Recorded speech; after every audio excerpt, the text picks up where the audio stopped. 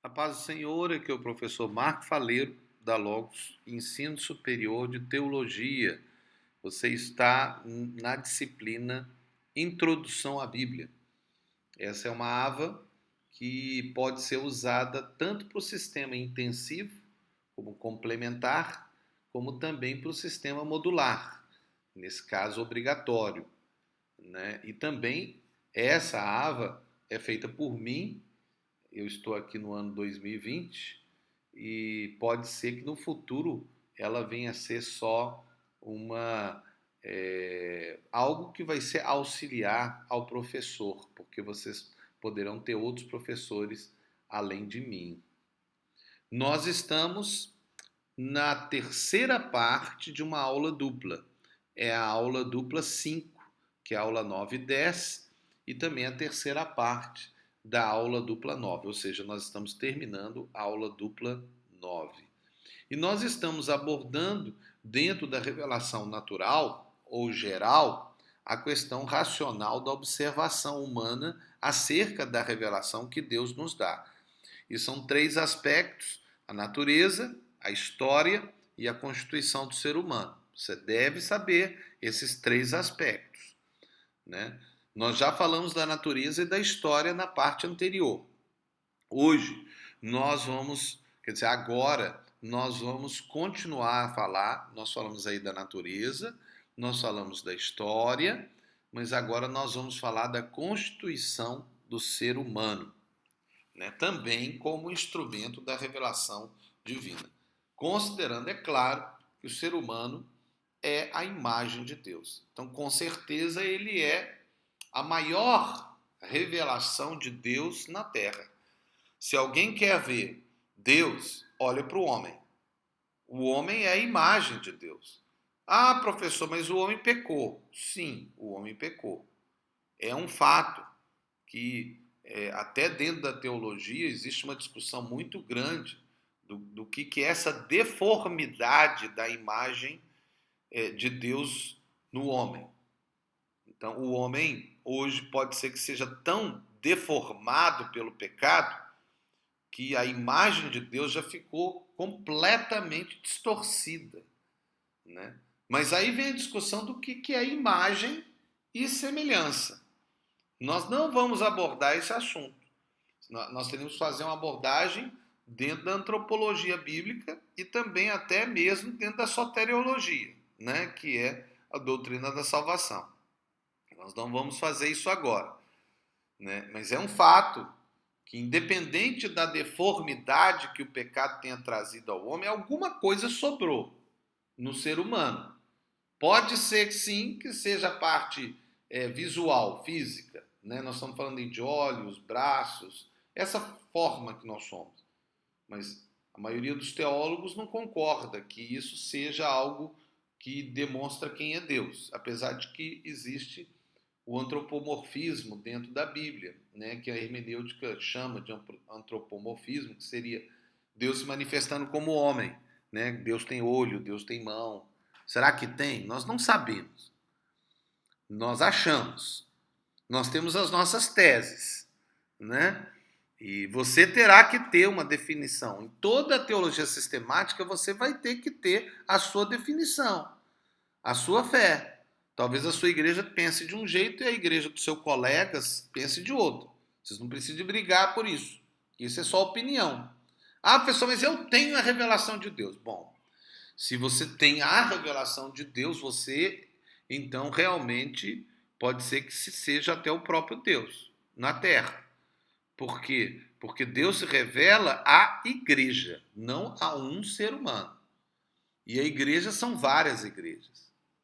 Bom, mas vamos deixar esse assunto de lado e vamos entrar dentro da constituição do ser humano.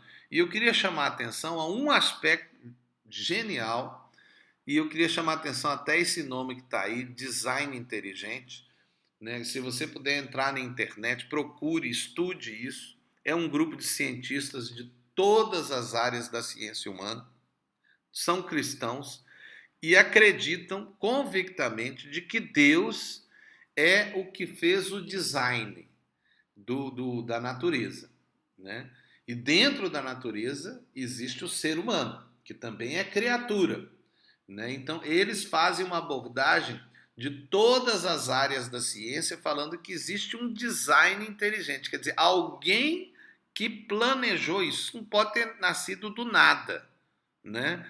Do acaso, como a evolução diz. Por acaso a ameba virou de ser humano. Por acaso o macaco foi mudando e virou ser humano, né? E nós somos tão assim perfeitos, mas é por acaso. Isso tem que ter muita fé, porque é totalmente irracional a ideia da evolução. Aquela ficção científica que a gente vê nos documentários de evolução é apenas um filme. Aquilo nada foi aprovado, aquilo dali é imaginação humana.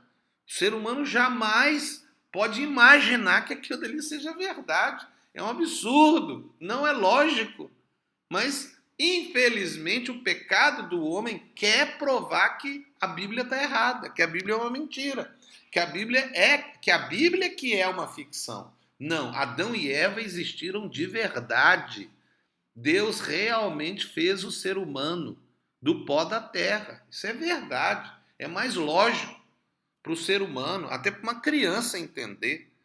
Mas vamos lá, vamos seguir em frente com a ideia do design inteligente, que inclusive eles acreditam que o design inteligente tem uma assinatura, que é a Trindade. E eles falam sobre a abordagem das três partes, mas nós não vamos falar sobre isso.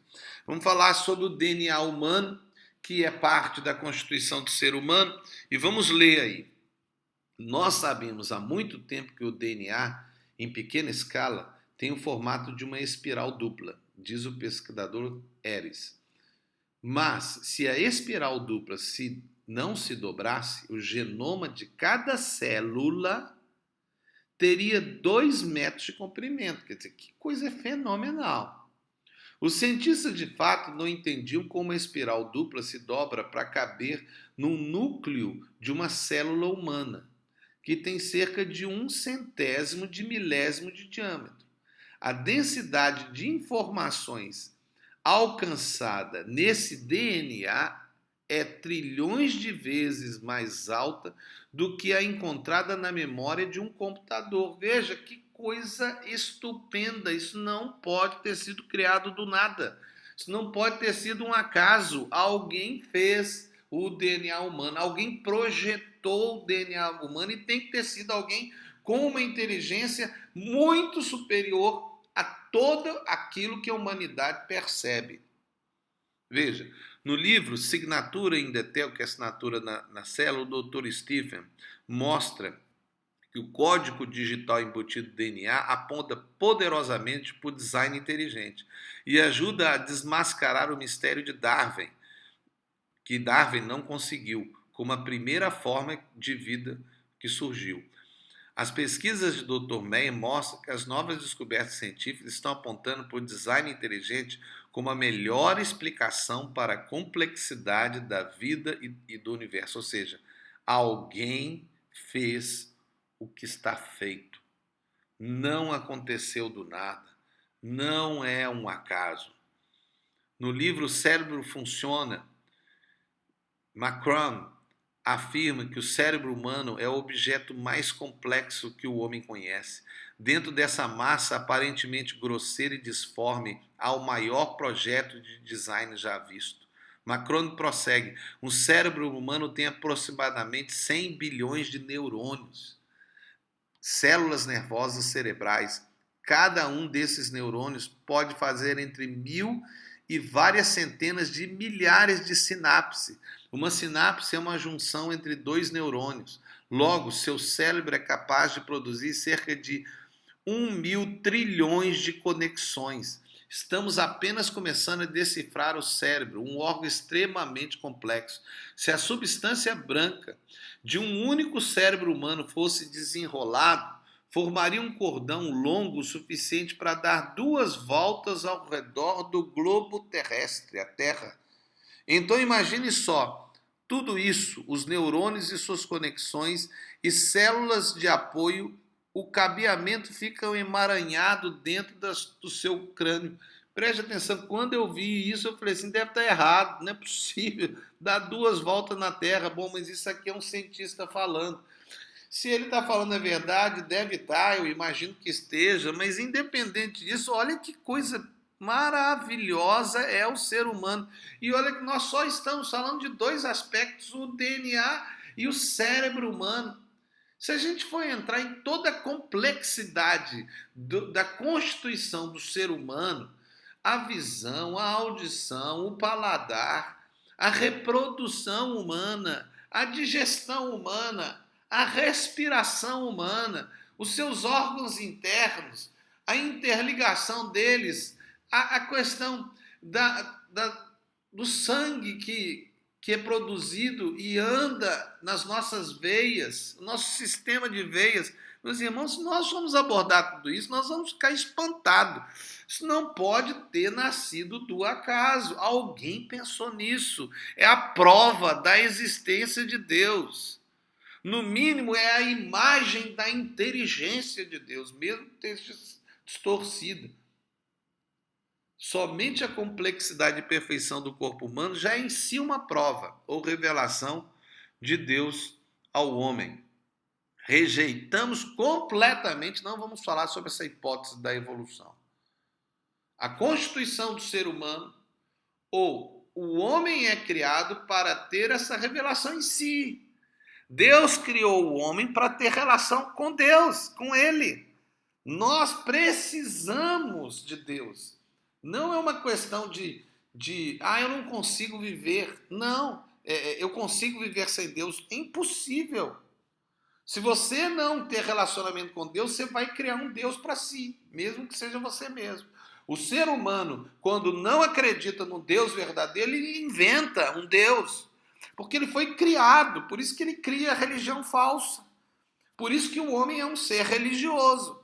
Porque ele necessita de Deus. Deus é natural para ele. Não é algo inventado, criado, como Freud disse. Não. Deus é algo real. O ser humano sente isso.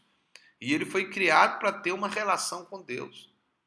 Então, esse é o terceiro aspecto que a gente levanta. A gente falou, então, sobre a natureza, sobre a história e sobre o ser humano, ou a constituição do ser humano. São 3 aspectos da revelação geral de Deus, ou revelação natural de Deus, que é dada a todo ser humano. Todo ser humano percebe isso.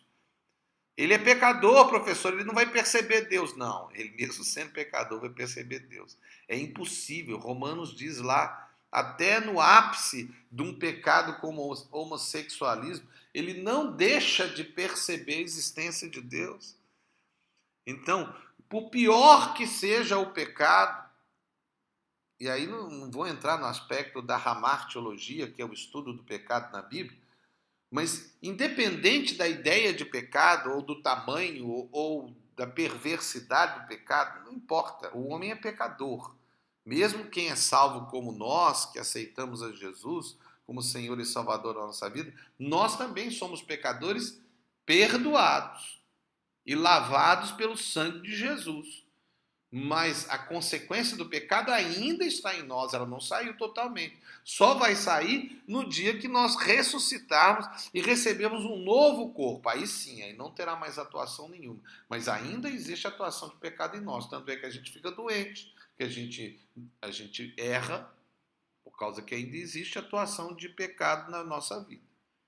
Então assim nós terminamos essa aula, falando dessa primeira parte da revelação geral. Que Deus os abençoe. Aqui é o professor Marco Faleiro, da Logos Ensino Superior de Teologia. E não se esqueça, acima de tudo, seja feliz. É para isso que Deus te criou, para você ser feliz. Mas faça alguém feliz, senão você não será feliz. Amém.